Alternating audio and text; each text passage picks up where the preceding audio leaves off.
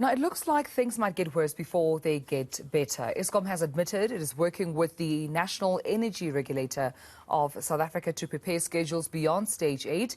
Should we be worried? That's the question. But also, what do schedules beyond Stage 8 actually mean to us as electricity users? Energy analyst, that's Ruse Moleshe, joins us now to answer these and other related questions. Ruse, thank you so much for your time and good morning to you. I suppose we're trying to make sense of it all. First of all, a possibility of Stage 8 is looming. And I understand that NERSA and Eskom are also preparing for stages 8 to 16. But for the ordinary electricity user, what does this mean for you and I? Good morning to Mary. Good morning to the listeners.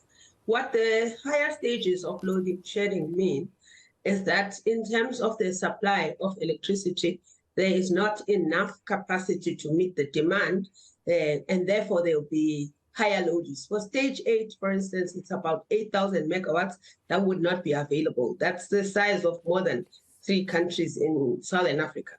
And the hours would definitely be higher, more than 12 hours of load shedding at a particular time, obviously rotating. And anything higher than that 8 will mean even more. So the situation would be severe. Large industrial users will be asked to reduce their capacity, and generally it would be terrible. Now, we understand that guidelines on stages 8 to 16 were being drawn up for approval by NERSA.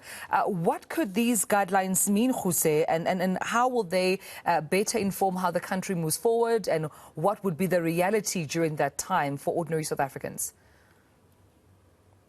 The reality is that those guidelines would just be a mechanism to try and manage and prepare for any eventuality that could happen. Because if the system were to go totally blackout, that would mean more than 2 weeks or more of no load shedding, and there would not be a warning. So generally, Eskom would look at emergency measures that are in place to be able to assist with that. So, we hope that we don't get to that, though. The system operator is designed to make sure that they offload as much power as possible on the system so that we don't get to stages where we have a blackout, because that would be a system that would not be predictable. It would be just a free fall, really. And Ruse, in your analysis, I mean, from where we are right now, is that a possibility, a stage where we have a complete collapse, a grid collapse, where we get to a complete darkness, no electricity for South Africans? Because oftentimes when we talk different stages, we talk, hours with which we would be without electricity. But do you foresee that there would come a time where there will be complete darkness in South Africa? I hope not. We hope that we don't get to that.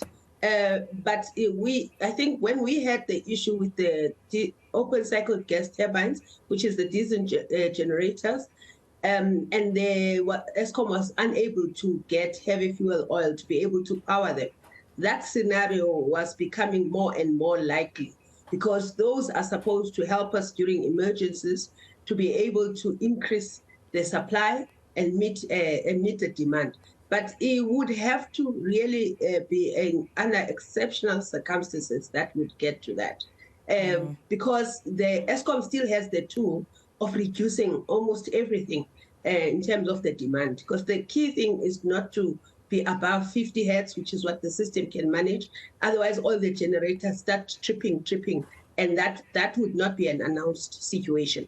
So we hope that really all the measures are in place not to get to that.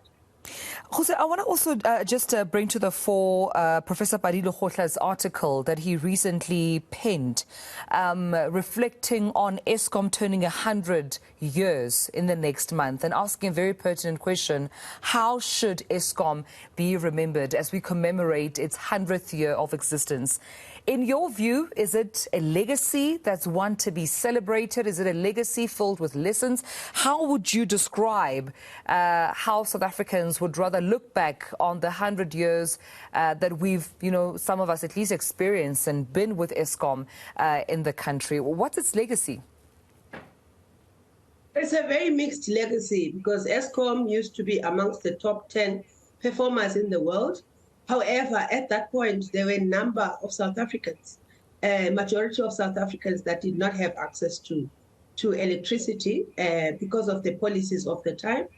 There was a time when Eskom had the lowest price electricity in the world. And right now, I think it would be very difficult for South Africans to think of Eskom in a positive manner because of the impact it has had on the economy, on individuals. It has had on almost all industries.